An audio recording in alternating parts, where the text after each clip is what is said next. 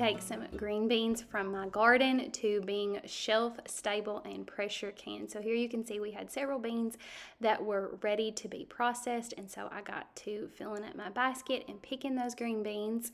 And then I sat down while the kids played outside and I broke beans. And I actually kind of enjoy the breaking beans process. That's a memory that I have, is breaking beans. Actually with my great grandmother, and so it's a process that I do not mind doing at all. And I just sat on the back porch. It was a nice day. The kids got to play outside and I got this kitchen task done, but I got to enjoy being outside with them, and the dog enjoyed keeping me company while I did it. And then I brought the beans in and I washed them, and I cleaned my sink before I washed the beans. I did not know that this would be a controversial thing, but I post a lot more in shorts than long form, but I posted a short about washing the beans in my sink, and that really upset some people, and they said that they could not believe that I washed these beans in the same sink that I put dirty dishes into. But I clean those dirty dishes and then we eat off of them, and I'm going to clean this sink and then I'm going to wash the beans in the sink. So I'm not really sure how else you would wash this amount of beans to process if you didn't do it in your sink, but you can see there's dirty dishes stacked up, but my sink is clean, and then I wash the beans in the sink. So when I wash the beans, I fill the sink up. I don't fill it up with water, but I put a lot of water in there, rinse the beans off, and then I look for any bad spots that I may have missed while I was breaking the beans. And so I just fill the sink up with water and slosh it around like I'm doing here, and then let the water out. And then I'll do that process 2 or 3 times until I'm basically satisfied with the look of the beans. Now, it hadn't rained a whole lot or anything like that. These beans were pretty clean. They came out of my garden. I know how they've been raised. That's how I do it. And then I'm going to put the beans into these pots and get them cooking on my stove. Now, I am going to do the hot pack method of pressure canning. And apparently that is also a hot point of controversy. People were informing me that there was no need to cook my beans before canning them, and while I understand that, the hot pack method is the method that I like to do. Then I'm going to wash my jars up. I'm canning my green beans. I always can green beans in quart jars, so that's what I'm doing here.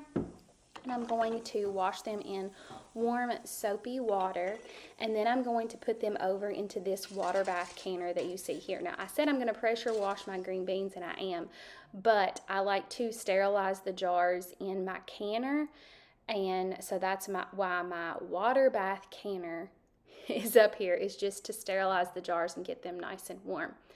And so here we've moved over to the stove. The jars have been heating up and up in this water bath canner, so I'm going to get the jars out. Now that they're heated, the beans are cooked, I'm going to fill them up with green beans. But before I fill them up, I'm going to move 3 quarts of that water into my pressure canner. You see the pressure canner also setting on the stove, and I'm going to move 3 quarts of this really hot water into my pressure canner, because for my particular canner, it needs 3 quarts of hot water in the bottom in order to properly pressure can the food. So I just take the water out of the water bath canner that's been sterilizing my jars and move it over, 3 quarts of it over to the pressure canner, so that it can properly function. Now, I'm not for a ton of gadgets and gizmos necessarily, but this jar grabber, and you will see me use the funnel here in just a second.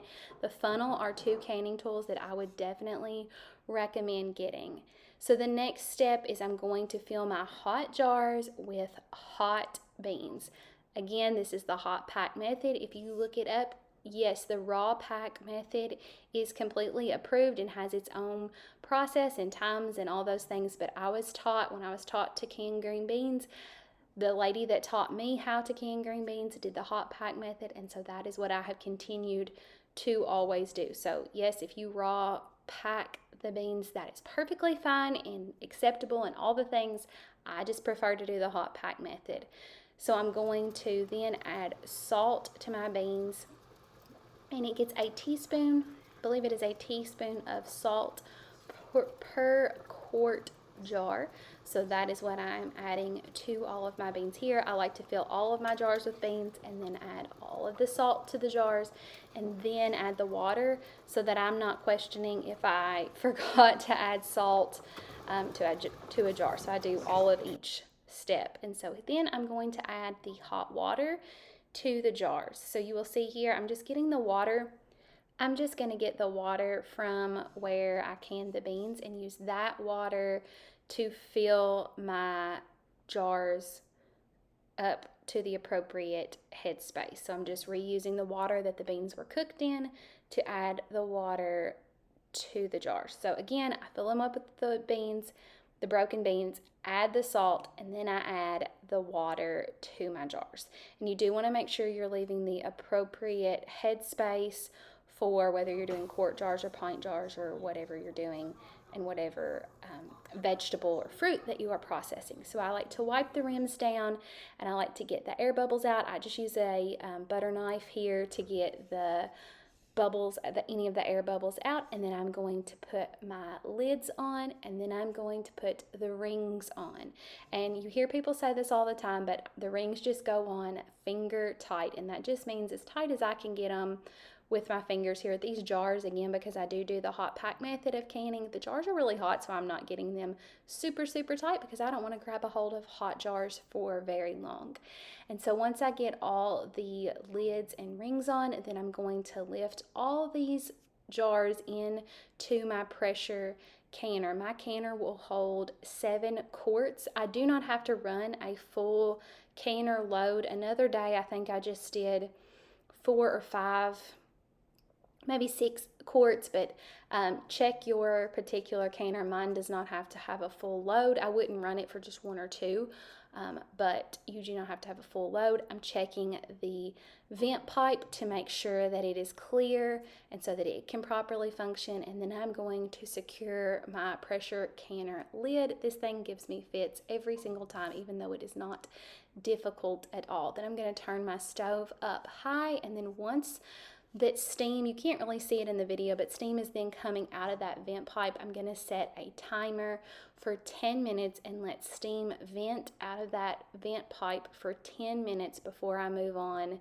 to the next step. So in the meantime, I'm going to take the beans that were left over. I didn't have enough to do another canner load, so I decided to just freeze the remaining beans. I had already cooked them like you would want to do if you were going to freeze them. I had already cooked them because I do the hot pack method, and so I decided to just freeze, I think it ends up being 3 or 4 quart bags of beans because it was getting late and I did not want to run that canner for a second time. So like when I'm canning or when I'm freezing anything, I'm going to label my bag, because some things, once they get froze, you can't tell what they are anymore. So I'm going to label it with what the item is and the year that it was done, so that if this gets shoved back in the freezer, I know when I froze these items. So I'm just going to label a few bags, and then I'm going to fill those bags with the beans that did not fit in the canner.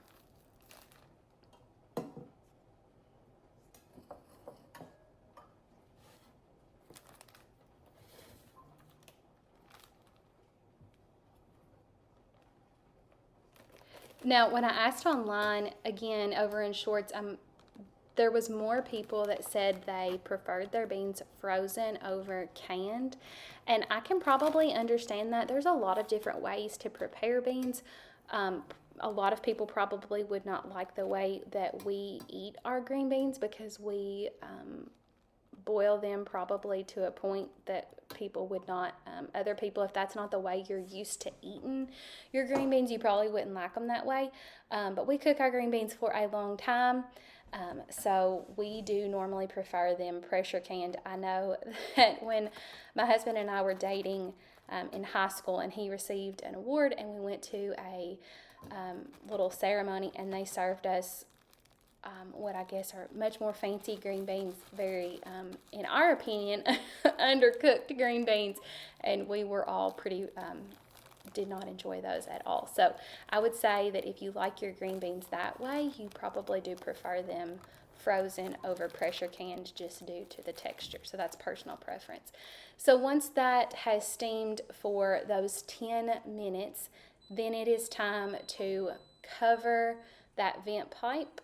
And so I will put that cover over there, the pressure regulator, and you will see, yep, it pops. The piece on the back that shows that it's under pressure pops up immediately.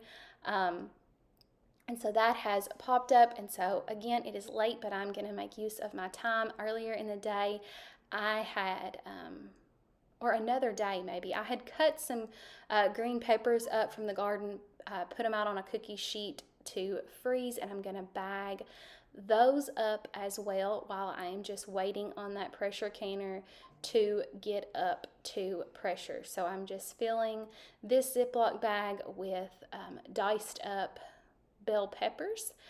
We use a lot of diced up bell peppers, especially in the winter in soups and taco meat and different dishes. And so I like to have a lot of frozen diced bell peppers in my freezer. Those things get very, very expensive to buy, and so if I can have some diced in my freezer to use throughout the winter, it will be very much appreciated. So again, I label that and stick that in the freezer. And I'm still waiting for it to come up to pressure, so I also worked on popping out some of my onions that I had also cooked down. Now, I cooked down the onions. If you joined me in shorts, I showed you the whole process. I cooked down the onions, and then I put them in ice cube trays to be little portions. This worked, but it was definitely not the easiest to get out of the ice cube trays once they were cooked down. They wanted to stick. Definitely would be a process I would do again, but just know that they didn't pop out of the ice cube trays super, super easy, but it was a nice way to portion them out.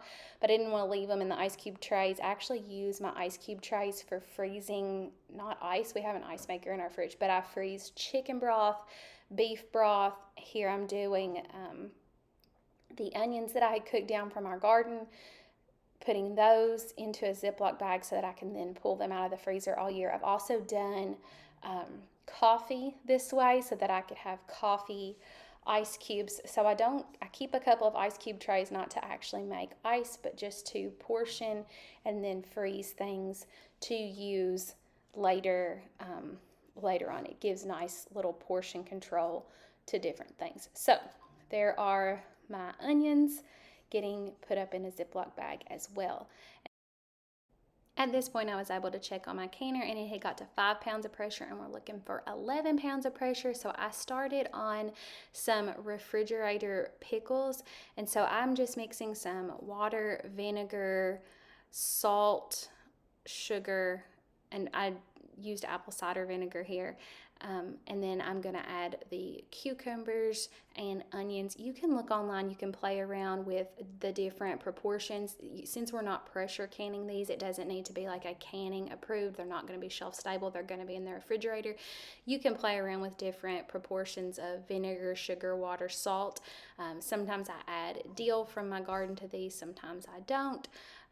So I'm just going to get that mixed up, and then I'm going to cook down that sugar, salt, vinegar, water mixture, get it cooking before I pour it over my cut up cucumbers. And so I'm going to get that cooking and on the stove, and then by the time I get that going, my canner has come up to the 11 pounds of pressure that it needs. And so I'm going to set my timer for 25 minutes.